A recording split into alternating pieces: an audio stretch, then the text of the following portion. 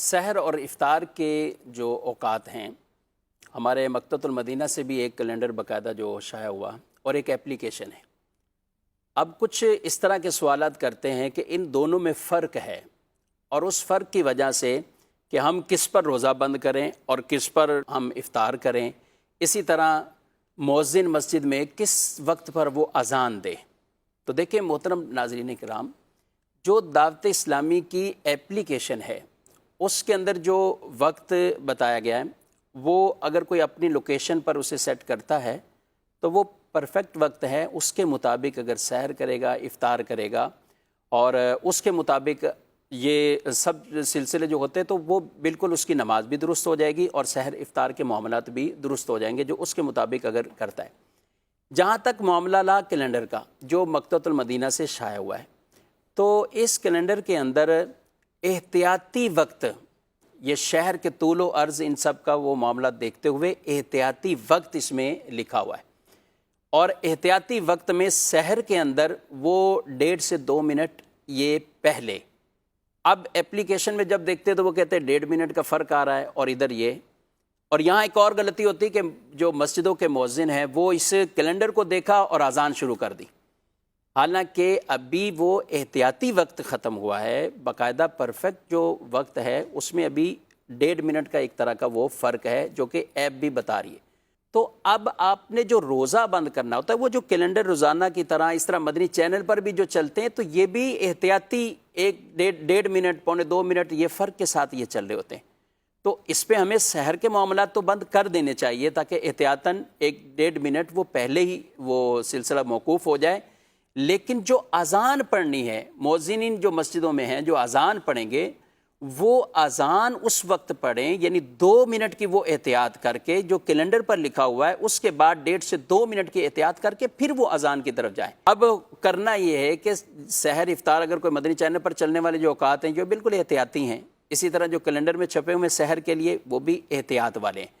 لیکن جو مؤذن مسجد میں اذان دیں گے تو وہ کیلنڈر کو دیکھ کر اس طرح اذان نہیں دیں گے، بلکہ وہ جو ٹائم لکھا ہوا ہے اس سے 1.5 سے 2 منٹ مزید وہ انتظار کریں گے اور پھر اپنی اس اذان کو جاری کریں گے۔ بلکہ میں صراحتاً کہتا ہوں کہ اگر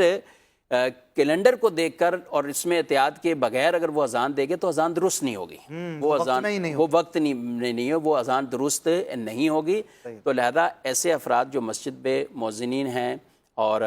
اس طرح ان کے ذمے یہ اذان وغیرہ کے معاملات، تو وہ اس چیز کو بطور خاص اپنے پیش نظر رکھیں نقشہ جات کے مطابق۔ یہ صرف سحر کے حوالے سے اور اذان کے حوالے سے۔ جہاں تک افطار کا معاملہ ہے تو کیلنڈر کے اندر چھپا ہی احتیاط والا ہے ٹائم، تو اس کے مطابق اذان بھی فوراً دی جا سکتی ہے، افطار کا وقت بھی ہو گیا، لیکن سحری کے اندر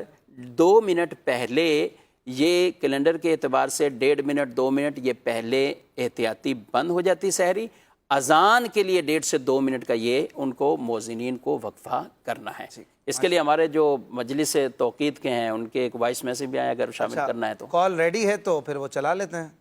وسیم احمد ابتاری، خادم شعبہ اوقات الصلاۃ دعوت اسلامی۔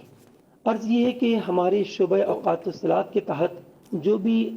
اوقات نماز و سحر افطار کے نقشہ جات مکتبۃ المدینہ سے پرنٹ ہوتے ہیں یا ہماری مجلس کی طرف سے جاری ہوتے ہیں یا مدنی چینل پر ڈسپلے کیے جاتے ہیں، یہ اوقات سحری اور افطاری دونوں معاملے میں احتیاطی ہوتے ہیں، لہذا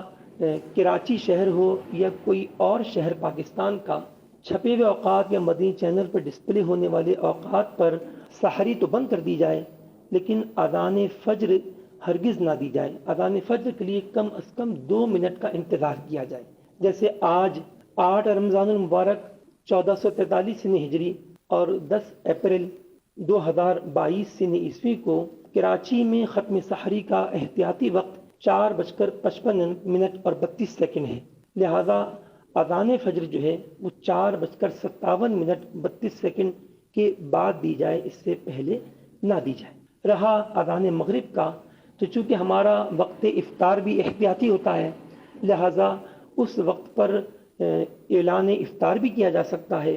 اور فوراً اذان بھی دی جا سکتی ہے، اس میں کوئی مضائقہ نہیں۔ تمام ائمہ کرام اور مؤذنین کرام سے گزارش ہے کہ ان باتوں کا خاص خیال رکھیں۔ اگر لکھے گئے وقت ختم سحری پر اگر فوراً اذان دی گئی آدھے ایک منٹ بعد تو اکثر صورتوں میں اذان درست نہ ہوگی اور اذان دینا بھی سنت مقتدی ہے، لہذا اس کا ضرور جو ہے وہ التزام و اہتمام رکھنا چاہیے۔ جزاکم اللہ خیرہ۔